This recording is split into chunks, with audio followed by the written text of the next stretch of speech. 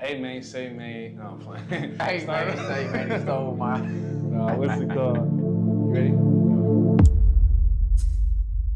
A lot of us have friends and family who have been incarcerated. Some of our audience has been incarcerated themselves. Now this man was sentenced to 50 years to life at the age of 14.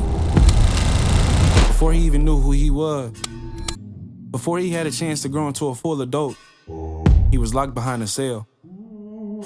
I've been affected by systematic oppression myself, and I know many of you have as well.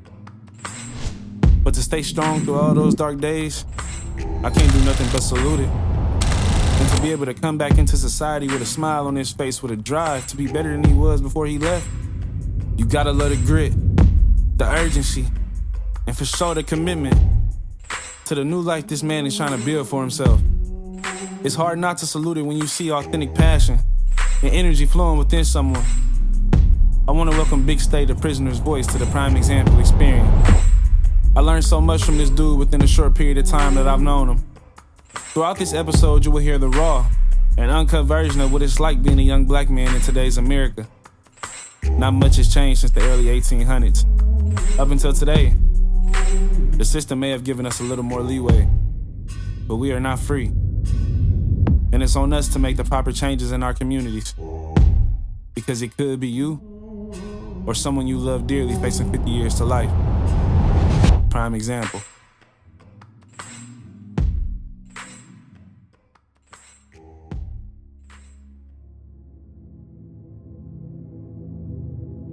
Since he's been out, even before then, he motivates me. He give people a different sense of purpose, a different sense of life, a different sense of, you don't need to do this. You don't need to go there with that. No matter what's being thrown at him, he's still gonna overcome it and continue to get through it. He just been through a lot. So I think he just has so much against him. It just made him stronger. Just very resilient. I'll just say that. Well, he's working on his anxiety. He's working on anxiety. Yesterday we was at an event and he came up to me and he says, I didn't realize how much my anxiety is when I see a crowd of people. But he recognized that instead of just panicking, and he said, I gotta go outside for a minute. And I just stood there and waited for him to come back. So he really overcoming still his anxiety of crowds and just being in a prison life and stuff like that, just in a world, you know what I'm saying? I feel like he's overcoming that. All right, Prime Example TV. We out here in Sacramento, California. I got Big State, the prisoner's voice with me. What's up with it, bro? I appreciate you for tuning in with me. I gotta start off. Every time I start off with the same thing. Mentally, 1 out of 10. How you feeling right now? I'm about an 8.5. Okay, I'm gonna answer it too. You can explain why you got 8.5 though. 8.5 because it always could be better. Like I said, it's always a blessing just to wake up. So that's really a 10 to be honest with you. But just overall, mentally, physically, emotionally, about an 8.5. We had the homie funeral the other day. So we still grieving, but you just gotta pick yourself up, man, and dust yourself off and keep at it, man. We came out here to give back to the community, to get hygiene, clothes, socks, underwear, and things like that back. I had help, co-hosted by LaQuana. So I'm out here, man, trying to do positive things, man, and just put some good back into the universe. Oh, man, you ain't trying, you doing it, bro. If you didn't reach me, bro, all the way over there, you doing it. Tell me what you told me. That's what he do. I like to do editing and all that. Yeah, you do editing? Yeah. We're doing a YouTube video right now. No, we was, but I'm not doing it right now. How long you been doing it for? Like a year. Better keep going, bro. I used to play AAU with him, and he turned it into this. We started recording me working out and stuff, and we started making episodes. Stick with it, music videos and photos. Nah, he can't see the camera. I ain't gonna lie, bro. I just met a kid that said he edited and he do all this stuff, edit, photography, and he was only 14, bro. When we started thinking outside the box like that, we was 19, 20, 21. So it's kind of crazy to see the youth having a different outlook on it, bro, because for the longest time, all we thought about was playing sports and making it out of our environment. He's taking a completely different route on some photography type of vibe, bro, and it's kind of crazy to see. It's not crazy to see because it's possible type vibe, like somebody can be thinking outside the box like that, but it's just beautiful, bro. The whole point of this Prime Example movement has been to change the narrative for the youth and to get people to think outside of their outside of their main environment. You know, we go to practice for a couple hours a day and we're around different people, different walks of life, but it's not always what they hype it up to be, for real. Hey man, say man. It's your boy Big State, man, the prisoner's voice. So with the click, live and direct, don't let rock meant to a lie. All praise be to Allah. Peace, blessed be upon the viewers that's watching this. We on another blessed charity event. My name is, my real name is Jamel Stevens. Like I say, I already told y'all I got out of prison after doing 17 years, 6 months. But, you know, I grew up around the G Parkway area, single mother household. When I was about 7 or 8, my dad went to prison for voluntary manslaughter, which left my house with no father figure, no real role male model. So, you know, like any other kid, man, you go to school, your mom doing what you can to survive. She working a 9 to 5, trying to keep a roof over you. Not trying, but she is keeping a roof over your head, keeping clothes on you, you know, keeping you fed. But as any other kid, you know, you go to school, you with your friends, you start off doing good grades. You know, school kind of start boring you, so you start acting up. Eventually, you start getting suspended, which was me. Then slowly but surely, man, I started wandering off and venturing, you know, off into the streets. Because, you know, as a kid, well, nowadays it's different because kids is inside, you know, they always on the game, stuff like that. But when I was growing up as a kid, you know, you ran the neighborhood. You know, you go out, you know, you get with your friends, you get on your bikes, and, you know, y'all take y'all little adventures. You know, I grew up like any other kid, man. It was just routine, man. But like I say, eventually, man, when you ain't got no male role model in a household, you look for things outside of the hole to replicate that male role model. The time and the presence, you know, actually being there present and putting that time in with your kid and showing them and guiding them. And, you know, just taking them to the park, playing with them, holding them, you know, stuff like that. Them are the things that kids really cherish. So when you take that away and you leave your kid out to venture towards the outside world and they see all this other stuff going on, they're going to be attracted to that. You know, and they're going to start looking up to the wrong things, not knowing. And then, you know, it's like the blind leading the blind because the people that they looking at, this is all they knew in their whole life. You know what I'm saying? Or, you know, this is what they grew up around, or this is somebody to model that for them. So it's just, you know, creating cycle after cycle after cycle. Taking a life at such a young age, what did that do to you mentally? I know, like, people do stuff in the streets, they, you know, you lose sleep behind it. It's you make your decision, but you don't get to, nobody tells you about, after you go handle your business, you might not be able to sleep for the next couple of nights. How did that affect you mentally? Yeah, nah, most definitely. I remember the day like it was yesterday, man. It was January 17, 2007. I had, you know, I woke up, man, I was really supposed to be in school. But me being hard-headed, didn't want to go to school, ended up staying at the house. So I called this little female, and I'm supposed to go meet her at the light rail. So I get to the light rail, and I meet her there, and she playing. So she want to sit there and play games. So instead of playing games, you know, at this time I'm turned up, I'm hard-headed. I'm saying I ain't got no time to be wasting. I think I know it all. So I end up hopping on the light rail, going to the homie house, and boom, go to the homie house. Then the other homie with me, but I'm trying to shake him, and he just want to stay with me. So boom, we end up walking off. Then that's when it all happened. I go down the street. I end up running into one of my enemies. Had a couple words. God tried to assault me. I end up, you know, it's sad to say, you know, I'm remorseful to this day, man, and it's a very valuable lesson because, you know, it changed my life at that moment. And, you know, it had a lot of different effects, but I ended up killing them. And then, like I said, I ended up being arrested. And I remember that day when I got arrested, I'm in a juvenile. Same day? No, about like a week later. I'm in a juvenile holding tank. And the youth counselor, because they not COs in juvenile hall, they call youth counselor. She like, so I guess you're going to be here for a while. But my mind still ain't wrapping around the seriousness of the event. So I tell her, like, nah, I'm about to go home tomorrow. And she kind of just, like, shrugged me off, like, oh, okay. Then, you know, the rest follows, you know, strip search and all that. But as time go on, you sitting in there, man, and it's just like, it's just a traumatizing experience. Because, you know, one minute, man, you're a kid, you 14, you waking up, you doing what you want, and you crashing out. And then the next morning you wake up, and you can't go nowhere. And you're not thinking about your mama missing you or, you know, the mental effect that it might have had on your mom or, you know, just with taking one person out of the family would do. You know what I'm saying? It's like back in the slavery days when they used to break the families apart. It always got a detrimental effect, but at that time, you're not thinking about it. see a 14-year-old right now, which you was 14 when you committed your crime? Yeah. You see a 14-year-old right now that's looking in the mirror. He about to go outside and do something that he might not be able to come back from. What advice would you give to him? I would tell him, man, first of all, listen. Second of all, don't do nothing that somebody tell you that they wouldn't do for themselves. I say that in every interview. If somebody tell you to do something and they won't do it themselves, don't do it. Tell them to lead by example. And even, you know, the crowds you hanging around with, your friends you hanging around with that's your age, tell them the same thing. And when they do it or they gon' do it, tell them to do it by themselves. You know what I'm saying? So you're not involved or implicated in nothing, because people will turn on you, you know, especially when freedom on the line.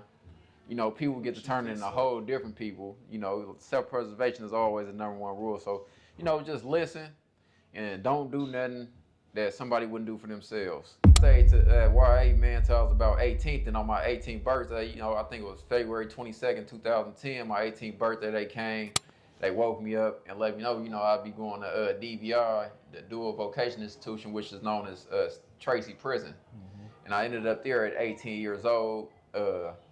My counselor came to see me. Luckily, before I left the YA, I had a teacher, she kind of cared about me, so she made me get my GED. So when I got to the pen, or the Tracy, when I seen my counselor, she like, well, you know, the good thing is you're the only one that came from YA that I had his GED, so when you get to the pen, you can automatically get a job. Mm-hmm. So she ran up my points, however they deduct the points, and I ended up being a level 4 180 Supermaster Security.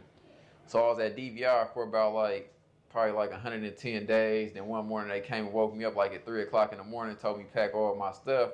It was time to get moved to High Desert State Prison. That was your first yard? Yeah, that was my first yard. So it's 3 o'clock in the morning, boom, I get on the bus. We stop at Folsom State Prison, drop some people off. Then we end up at High Desert State Prison. And then as soon as we get off the bus, they got a sign that say, welcome to High Drama State Prison.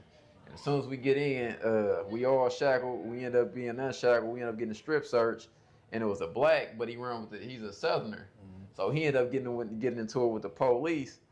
They end up whooping his ass, naked, masoning, and then throwing him in the cage and throwing the fan on him. That was my first experience. Mm-hmm. That was before you even got all the way in the prison. That's before I even got to the prison yard. This is in R&R, the reception, intake. When I get in the cell, I'm in a cell with an older homie from Meadowview, so he in the cell lacing me up on the, the do's and from SAC. For those of y'all that don't know.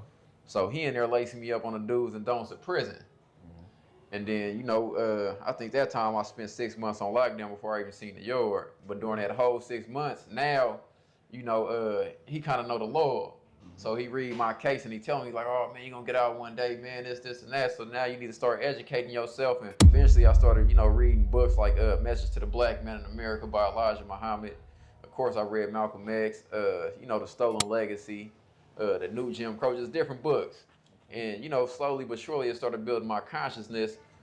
But not only that, it helps you expand your mind in prison, because a lot of people, if you go to prison and you're not reading and you're not doing, working out and stuff like that, you're going to stay stagnated and you're going to do the same stuff you did before you went in jail, because you didn't do nothing to educate yourself and give yourself a different mindset. You know what I'm saying? A different way to process your thoughts. So imagine, going from being a kid, being able to wander around, hop on your bike, run the streets with your friends and them, and then just going to a 24-hour lockdown in a small closet. Okay, look, let me ask you this. Did that build, I know it's pressure, but did that build just anger? Well, yeah, it builds anger, but at the same time, it builds resilience. Because after a while, you get patience, because this is just like the new normal. I ain't gonna say you get used to it, but the human mind adapts to its situation. So, you be able to cope with it and deal with it. You just got to keep your mind busy, whether it's reading and writing or, working out. Some people paint, some people draw, some people tat on their cellies. You just got to find a way to shift your mind from thinking about where you at. Yeah. And then you got TVs too, though, because you're doing cell time, you're on the masters. So a lot of people build a TV program. At 9, I'm going to watch The Talk. At 10, I'm going to watch The View. At 11, I'm going to watch this. At 12, I'm going to get up and work out. Okay. From 1 to 2, I'm a bird bath, do my laundry. From 2 to 3, I'm going to read.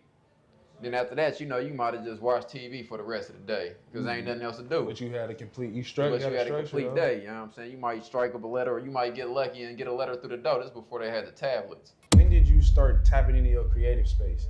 these raps, books, everything. How you get into the bro? You around aggression. No, all day. I was already kind of rapping on the streets a little bit, just a little bit. But then when I went to jail, because in my trial they used my raps against me, so I lost the passion to rap. So like, this shit just got when I me was cooked. when I was in high desert, I wrote like 80 pages of a book. Then I got frustrated, I ripped it up. Then boom, I wrote it again, ripped it up again, boom. Then my whole time in high desert, I was really just working out and politicking on the yard. So boom. Cause your time not regular time though. You was on gang time, right? Yeah. So boom, I get to Centinela, level 4, but I go down from 180 to a 270, but I'm still level 4. But the difference between the 180 and the 270, how I told you they had the walls up. Now it's just one big thing with cells, but it's still A section, B section, C section, but it's no walls. So I get to Centinela. I'm saying, I don't have no idea what you're talking about. Yeah, you get a visual though, but I get to Centinela, and I get there. We opening up the prison. They bringing people from Hard Desert, people from New Folsom, people from Pelican Bay, people from New Corcoran. All 180s open up the yard. So we get there, and I get there. I'm there for about a month. And I get into 2 incidents back to back with my enemies. End up going to the hole. I come out the hole. I tell the story all the time in every interview because it's like the change in my time. Come out the hole. I go to 5 block. Go to cell 137 or some C section. Open the door, it's an old dude in there. I'm like, damn, I done got one of these old niggas that's my cellies. You don't rather that though? Like a nigga that's be chilling? Man, hell nah. I want to be in the cell with somebody young, you know what I'm saying? Chilling. We listening to music. How old was you at the time though? I can get At this time, I'm like 23, 24. I think I'm like 23, 24 or something. Now, so boom, I get in the cell. So the first thing he like, oh man, you the one that been out there acting up on the yard? And I just nod my head. Mind you, he look like Snoop Dogg. So he like, oh, you know, I'm still Bill Swines. I'm like, okay. Like, yeah, so I've been down 36 years. He like, look, man, you know, you around here causing all this trouble. Everybody else around here, they programming. You know, they got their phones, they got their girls, they getting visits. He like, man, what you need to do is, man, because, you know, you've been down since you was 14. He like, man, they gonna let you go, man. You need to get you a girl, get you a phone. Start taking these self-help groups, man, getting in college. He like, man, you gonna go home one day. So slowly but surely, like 6 months later, I end up moving out the cell with him, but I start taking his advice. I start taking self-help groups, end up getting enrolled in college, end up graduating college. What you majored in, if you don't mind me Psychology. I got an AA in psychology. My mama. That's big, bro. But I stuck to that program, and you know, the thoughts was always be ringing through my mind. Then I end up getting in college with another OG named Malcolm. He was a BGF. And, you know, he had just got out the SHU after doing like 30 years in the SHU. So I'm sitting there having a conversation with him like, yeah, man, you don't want to be like me, man. I came in here when I was 16, man. I think he was like 55, 56, somewhere up there. So I'm like, damn, that can't be me. So, like I say, man, that really gave me the fuel to, you know, to get up out of there and just kept me focused. Every time I would kind of like deviate, I look at my environment and look at all these dudes that have been around 30, 40, 50 years in prison. Just walking the same track with the same stories. Like, man, that can't be me. Oh, my mama. That just made my stomach hurt, bro. Like, I'm 24 now, and to think, I feel like I've been alive hella long, bro. Been in there 36 years, bro. No. That's one thing he told me too. He like, man, this ain't no way to live, man. Watching the world, growing up, watching the world through a cell window and through a TV. Not at all, bro. To me, that ain't no way to live, bro. I don't want to be in an environment where I gotta be tough all the damn time. I'm not trying to do that. So how did you manage doing that? You come out your cell boots on, as far as I know. Well, you know, that's like they say, man, anytime you come out yourself, man, you out your cell, you at war. So, you know, you always got to be on point because, you know, like I say, as soon as you come out, you're going to be under gun supervision. You know what I'm saying? But in prison, there's rules and regulations. So everybody is operating under some type of guideline. I don't care who you is, and if you don't go by that guideline, either, somebody going to take care of you or your own people going to take care of you. But the first thing they're going to do is let your people get a chance to take care of you. Hey, man, you know, it don't matter how much aggression you got, how angry you is. Everybody around here got aggression. Everybody around here angry. What make you bigger than the program? You know what I'm saying? And when you seeing people on the yard getting killed over nothing and stuff like that, or, 3-on-1 and getting jumped, and, you're going to stay in line. How does it feel? If you can't describe it, it might still be fresh for you to have a second chance at life. I know at a point in time you wasn't looking at it like that. Oh man, it's a blessing. It's like I was telling somebody at the homie funeral yesterday, because even with the homie passing away, it don't feel real. But at times I be out, I be moving around, and I be having to remind myself, because sometimes I don't be feeling real, like damn, I'm really out here. Or I'll run into somebody and they be like, man, let me hug you, let me touch you. It's still And I be slow, kind of like, yeah. you know, I be kind of like standoffish. But then they be like, man, you know, you ain't been out here, man. You came out home off a license, man. You're a blessing, man. Let me touch you. So even the people, you know, what I be running So it be into, getting it still be, it don't get weird. It's just different. You know what I'm saying? Yeah. And I appreciate it, but it's just like, you know, it's just sometimes it feels surreal. Like the other day, I had to remind myself, because, you know, a couple things went wrong, and I walked out the door, and I'm like, damn, I'm still free. As long as I'm free, I can make anything happen. What's something that you feel like you struggled since you've been out of prison? I think the hardest part, man, after you know, transitioning from prison is it's kind of twofold. You know, people might take this the wrong way, but one thing is family, and another thing is you know, just working in a job environment, and you know, having them authoritative figures, you know, at the job site.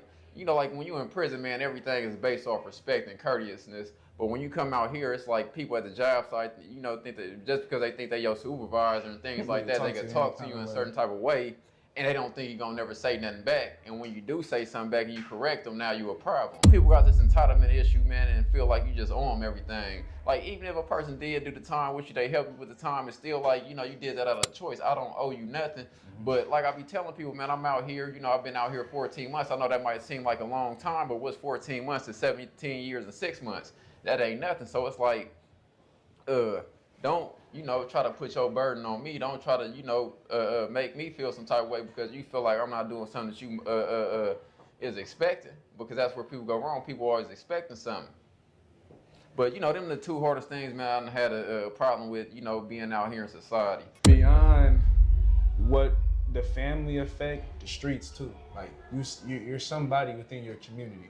I mean, of course, we all carry a burden. Of course, I carry a burden. I carry a burden that's twofold, because, you know, I done took somebody away from their family, which is life-changing in many ways. You know, very life-changing. And at the age of 14, you're not thinking that, you know, I done killed off somebody's whole generation. You know, I done took a son away from a mother, or a son away from a sister. So, you know, I carry that burden every day. You know, I'm remorseful for that. And, you know, like I say, you know, I want to apologize for that.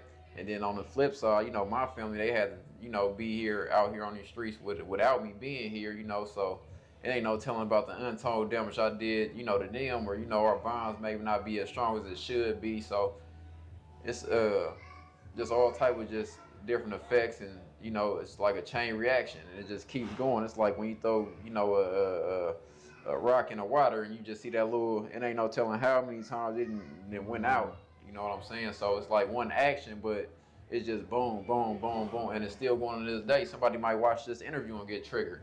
You know what I'm saying? So it's like a constant thing. It's just, like I said, I carry a burden every day I wake up. Okay. But, you know, I can't let that stop me, because what's done is done.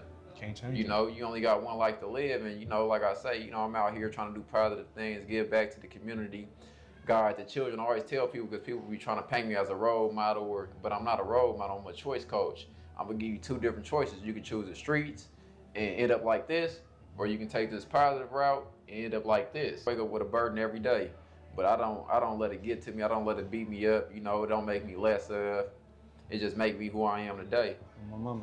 I still want to go back to the thing, and I was like, bro, if you could, would you change having to do 17 years or have the impact on what you got now? And I like that you said you wouldn't change nothing, because the man you are today is you. Who knows which way you could have. Exactly. It wouldn't have been possible. I might have been dead. Feel me? You know, I might have had a whole different case. Feel me? And you wouldn't have the impact you have today, bro. You know, when they speak of the terms, even today, when they speak of the terms crash out, that's why I be telling people you're not really a crash out, because when you crash out, you just crash out. And back then, I was just a crash out. You know what I'm saying? We're going to do this, and boom, there it go. We're going to think about the consequences later. Whatever happened, happened. You know what I'm saying? Nowadays, people take the time to actually think. So, you know, like I say, I wouldn't change nothing, because if I changed it, then I wouldn't be right here at this moment talking to you. As a young black man, I see you on the street and just nod and wouldn't say nothing to you. I wouldn't ask you how you doing. I'd keep it lit, just because I don't know what you on, you don't know what I'm on. So I like to have the live therapy sessions, which leads to the next question. When them depressional type of seasons come around, what was your counters? Like, how did you avoid it? Oh shit, I still get depressed to this day, shit. But nah, when I get depressed, man, I always just use positive reinforcement. Like I told you the other day, man, I was walking out the house, everything was going wrong, and I just changed my thought. I'm like, damn, I'm like, man, I walked out the door. I wasn't able to walk out the door before. I'm like, I'm free. And if I'm free, that means I just got plenty of opportunity. It might not be when I want it, it might not come when I want it and how I want it. Or, you know, it might not even be going how I think it should have been going. But I'm free in this opportunity. So every time, you know, even when I was in jail, you know, I get depressed and, you know, I'm like, all right, I still got a family, or, you know, I still got people that love me, or I still got people that support me, or, you know, I just go out and talk to, you know, because everybody going through something in prison. You in the prison, you build your own support group. The purpose outweighs everything. Once God give you a reason, the Lord give you a reason to live, He give you a reason to carry on through your community, through your friends, through your family. Would you change any of that, even though you have the impact you're making today? I know that's crazy. I'm gonna be honest with you, man. I don't regret nothing, man. I wouldn't change nothing. My mama, that's player. I'm a Muslim though, so now I believe that everything is, you know, within God's reach, and that we living by faith. So it don't matter, you know, how you shape it, twist it, turn it, what type of choices you trying to make, how good of choices you make, what bad choices you make. Everything is already predetermined. Okay. Everything is already wrote, and what should have happened happened. Like I say, people ask me all the time, like, oh man, you know, you've been missing. I'm like, man, I ain't really missed out on nothing. In prison, you feel like you're missing out on something because, of course, you incarcerated, and physically you can't be out here free. But when you come out here and you looking at people and you seeing people doing the same things they was 20 years ago, 15 years ago, and you seeing ain't nobody really making no progress, it's like, I ain't really missing nothing. Now, you know, I went away and I learned something, and that was beneficial. And, you know, like I said, it might take me a little bit more time to catch up financially and stuff like that. But in other ways, I'm 10 years ahead. It might take a little longer, but the stuff you learn gonna last a lifetime. Exactly. People out here ain't did nothing. I like to look at it like that. I ain't been to prison. I ain't never been arrested or nothing like that. But I packed up and I moved to Houston. So I moved out my environment, but every time I come back crib, they still doing the same thing. Exactly, the same thing. Shooting dice. Still trying to pull up standing on the block. Trying to look for a female to live off of. Yeah. It really ain't nothing. And every time when my people call home, I don't have nothing else to give. That's what's going on. It's the same thing going on that was going on 3 weeks ago when you called me and asked me, bro. It's nothing going on out here in a positive way. So that's kind of why, man, I put everything to the side and set this camera up and I talk to people. I give it to you like this. So you got a raw and uncut story. We ain't sugarcoated nothing. We ain't, hey bro, don't say this. We ain't did none of that. This is all real life stuff. And it's real life game from somebody who was taken away from his family from damn near 20 years. And he's telling you now, bro, you're not missing out on nothing. Focus on yourself. Focus on bettering yourself. If you could put it into words, what do you feel like your purpose is? Oh man, my purpose is, you know, just to inspire, to motivate. Now I really think that's, you know, it, man. You know, to help, you know, change a life or two or maybe 3 or 4. Really to change it, the way a generation think. Because I know right now, man, a lot of things I say go past people's heads. It shouldn't. You know, a lot of the words I say, man, go past people's heads, but I already know because, you know, I once was, you know, 20-something, 18, 14, 15, and sometimes it take 5 years to sink in. Sometimes it take 10 years to think in. That's why I was telling you I'm 10 years ahead of my time, because the stuff I'm saying might not take effect right now, but 10 years later when, you know, somebody's sitting in a jail cell or, you know, going on hard times, they might, you know, go back and replay, you know, one of my videos or go back to something I said, and it might just, you know, change their life at that moment. So, you know, right now we just in the stage of planting seed. Like I say, man, I want to prop this camera up to give you your flowers, bro. I don't want to glorify nothing, no war stories. I don't care about none of that, bro. I love what you're doing right now, and you didn't reach me. I'm from small Hayward, California. I'm 2 hours away. And I'm showing before I got in contact with y'all, I just like how organically it happened, bro. I'm showing my female, I'm like, you need to be watching this, da-da-da-da. Then I'm in contact with you and you sending me these messages now. It's so surreal, bro, how much of an impact you really do have and how much power is behind your voice, bro. Like I told him on the way here, my cameraman, I'm like, he's a leader, bro. And that's why I understand him. You're not just talking to me. When you talking, it's purpose behind what you're saying. It's substance behind what you're saying because it relates to what I'm pushing, what I'm striving for, bro. So I really do. I appreciate you, bro, because I know what it's like. I used to play basketball, so when I jumped into this, people looking at me like, what are you doing? Yeah. Like, I was a real big-time basketball player, bro. So now I'm doing this. You gotta look at people looking at you crazy. You gotta look at what is he doing. This ain't gonna get him no money. But it's not about that. It's way bigger than that, bro. It's way bigger than any currency that you can get. You being able to affect somebody's life goes a long way. Whether it be from now, 10 years from now, bro. Somebody in they cell, they doing it, and it finally clicked, bro. That goes a super long way. By the end of this year, what's 3 things or if you don't have to put no number on it, what's some things you want to complete? Well, I'm already in the transition to complete my 4th documentary. Shot the last of the footage today, so I wanted to get that out. The big state finally free. First year out, just to catch people up on my transition, how I've been doing what I'm doing. Especially for those that have been following the story since I've been in prison. Watched my first documentary. Watched my 2nd or my 3rd documentary. Read the book, The Transition, which was published by Laquana. We're gonna shine a light on her when we get done. That's hard. But yeah, man. Other than that, man, everything been going well. I had a son. That's a blessing. Congratulations. About to complete the 4th documentary. That's a blessing. The daily things I'll be sending you. That's about to be a book. So that's another book that's gonna be finished by Laquana. That's a blessing. Just keep my foot on the pedal, man. Hopefully I'll get me an interview with like Vlad TV or something. I did the No Jumper. So now I'm trying to get even Wallow, $1 million worth of game, he did 20 years. I think that'd be a dope interview, to spread my message even further. But like I say, man, as long as I'm just living out my purpose every day, man, and doing something, man, to change something, man, I feel like I'm accomplishing something every day. Okay, now the last question I always ask every person I interview, I won't answer too quick. What's one word that you would use to describe yourself? Oh, that's easy. I got to tell it there's 2 words on the side of my face, but one word is resilience. To be able to go through a difficult circumstance or a difficult dilemma, be able to adapt and still come out strong and rebound. And, another one, I know you said one word, but the other one is persevere. You know what I'm saying? To be able to have the strength and endure, to go through whatever you're going through and to keep that mental stability. Oh, my mama. Man, Prime Example TV, we got the Prime Example Experience featuring Big State, man. I appreciate you. I salute you once again, bro. Hey, man, it's your boy Big State, the Prisoner's Voice. So the click, live and direct, song Let Rock Me Into a Lie. All praise be to Allah. Peace and blessings be a part of viewers that's watching this. We here on another blessed interview.